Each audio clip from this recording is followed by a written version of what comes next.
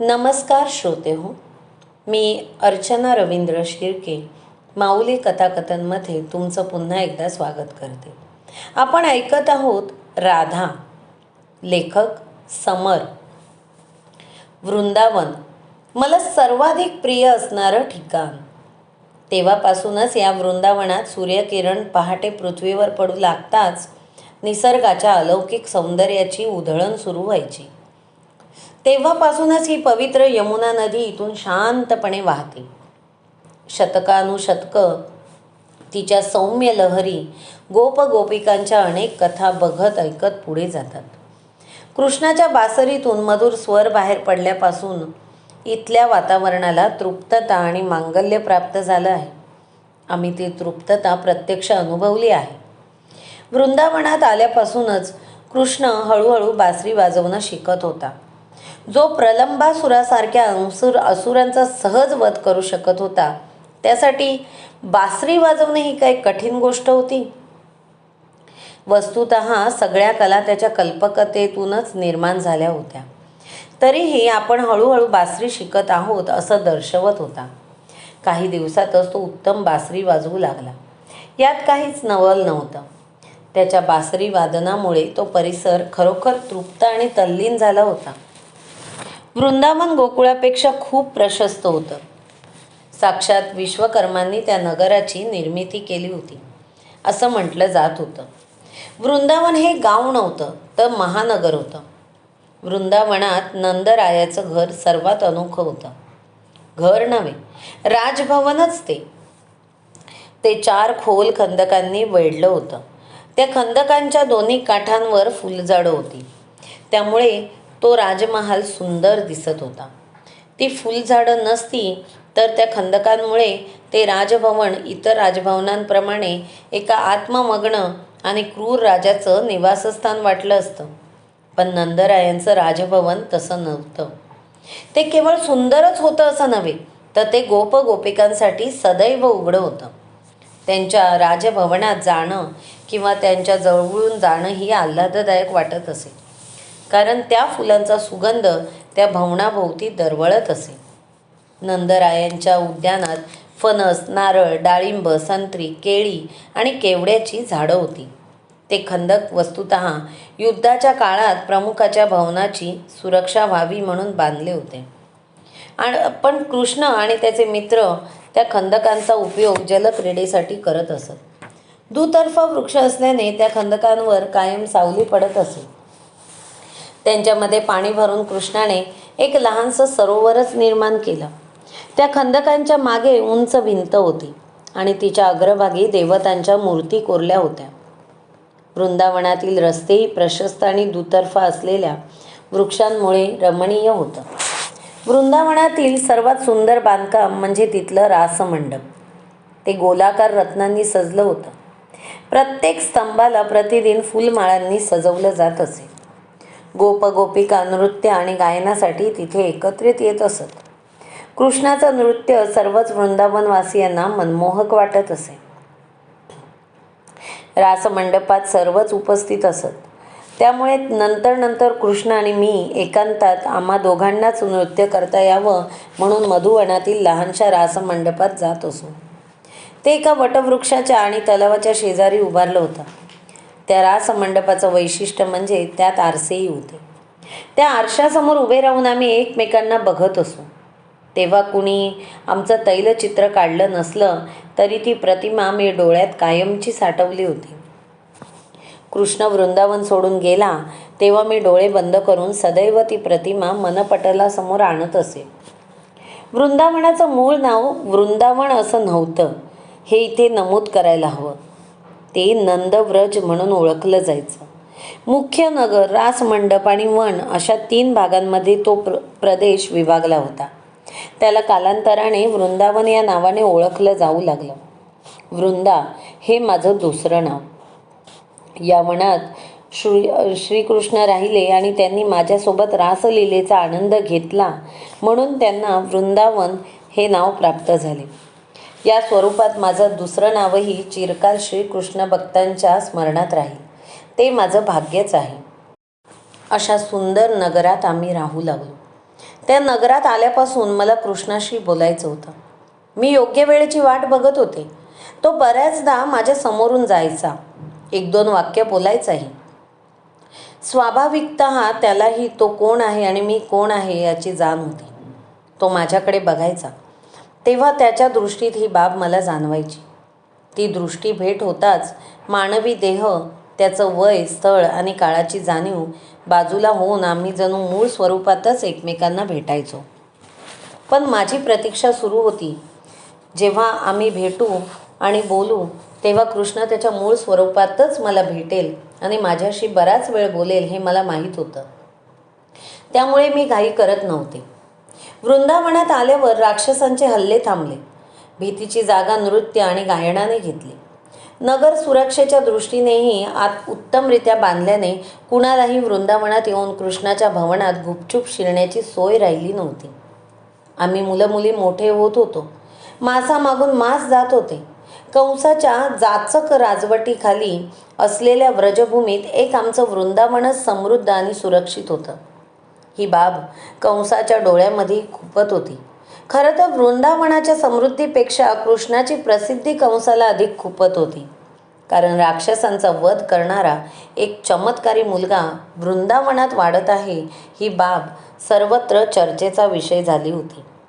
आज ना उद्या कंस कृष्णाला संपवण्यासाठी कठोर निर्णय घेऊ शकतो हे सर्वांना माहीत होतं.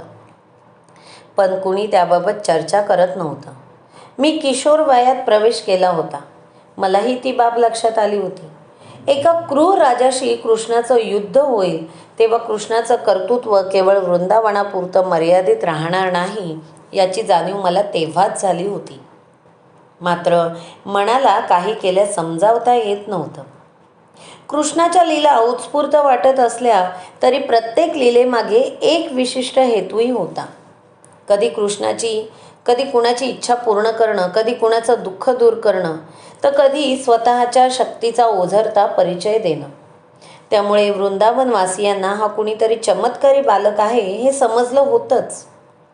एके दिवशी कृष्णाने त्याचं मूळ स्वरूप वृंदावनवासियांना दाखवण्याचा निश्चय केला आणि निमित्त झालं ते कालिया नागाच्या उच्छादाचं. एके दिवशी कृष्ण गोपाळांसह यमुनेच्या तीरी गेला. यमुनेत एक भला मोठा नाग असल्याची वार्ता गावात पसरली होतीच. त्याच्यापासून सावध राहण्याची सूचनाही मातापित्यांनी त्या लहान गोपाळांना दिली होती. शक्यतो यमुनेच्या तीरीही न जाण्याची सूचना दिली होती. तरीही कृष्ण सर्वांना तिथे घेऊन गेलाच. त्याचा मोठा भाऊ बलराम त्याच्या समवेत नव्हता.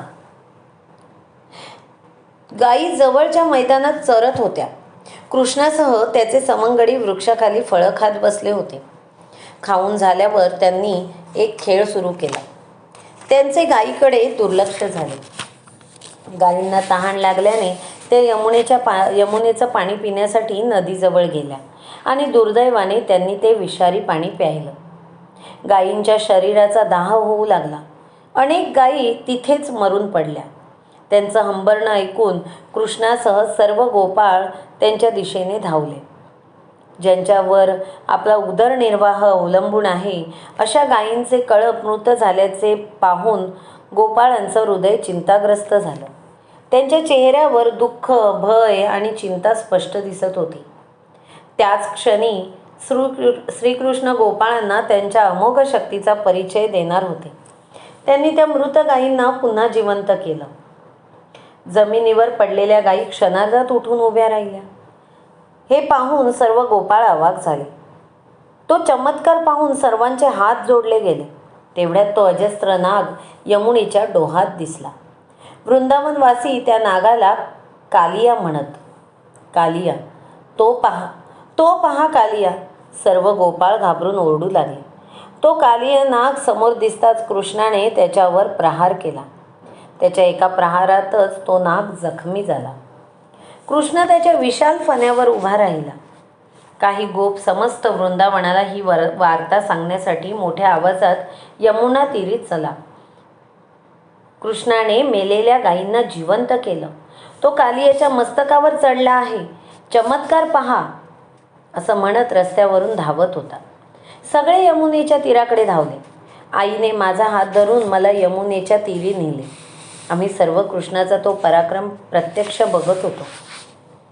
कृष्ण त्या कालिया नागाच्या फण्यावर उभा राहून म्हणाला, गोप गोपींनो, भय सोडा आणि आनंदाने जगा.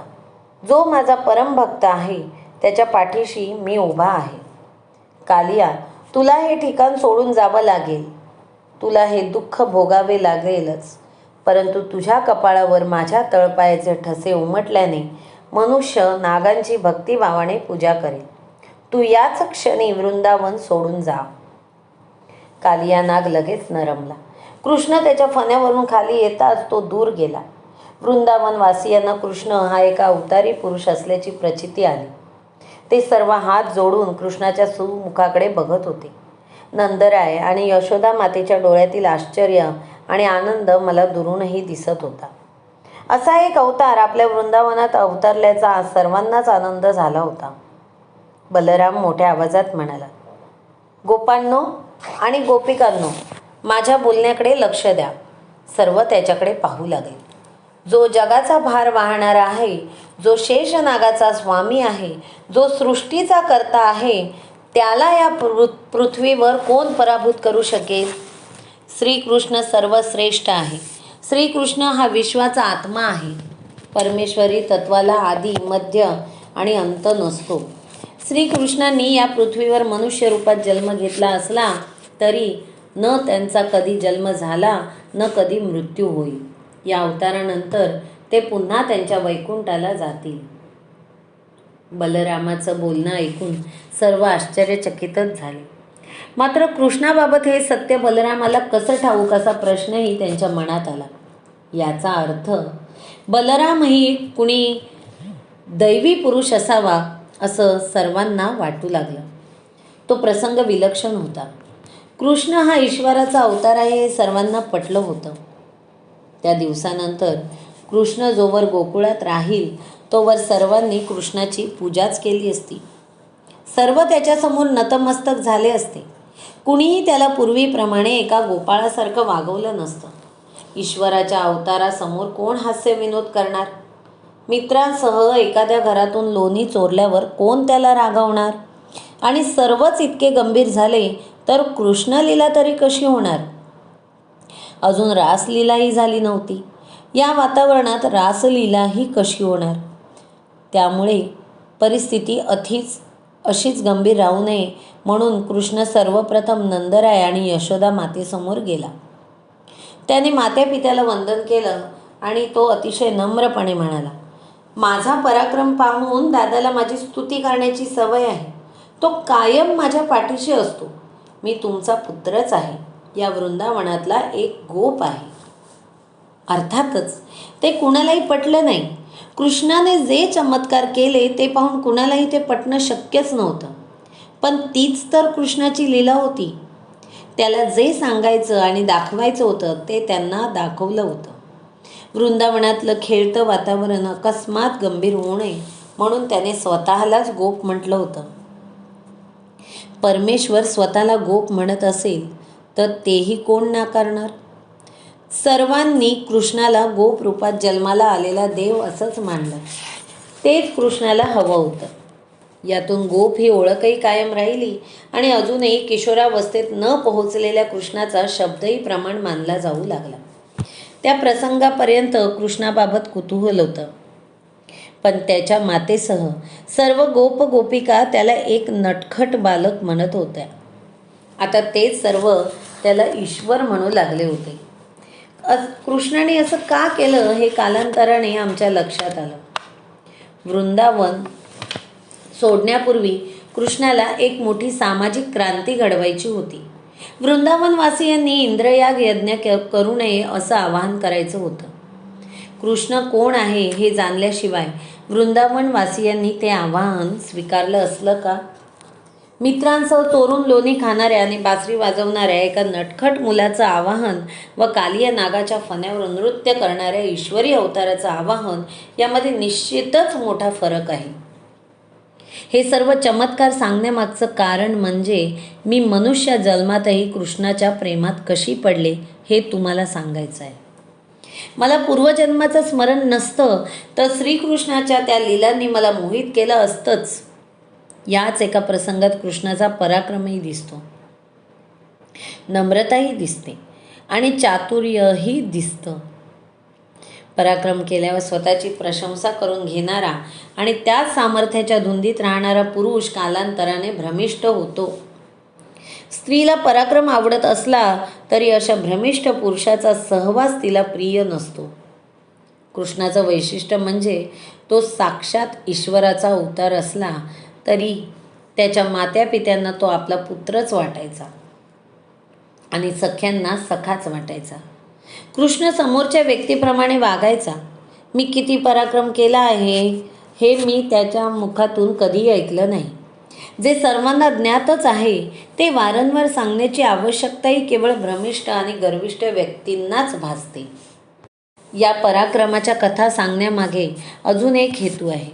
कृष्ण माझ्याहून वयाने लहान होता तरीही त्याच्यासह माझा विवाह झाला हे मी तुम्हाला सांगितलंच आहे आणि तो कसा झाला हे पुढे सांगणारच आहे. मात्र त्या विवाहामागील सामाजिक पैलूही समजून घ्यायला हवे.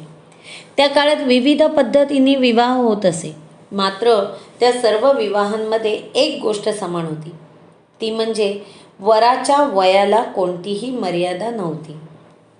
नुकतेच तारुण्यात प्रवेश करणाऱ्या सीतेच्या स्वयंवरात अतिशय वृद्ध असणारा रावणही सहभागी होऊ शकत होता.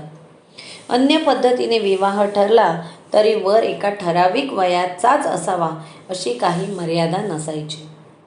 मात्र वधू वराहून मोठी असल्याचं उदाहरण अतिशय दुर्मिळ होतं.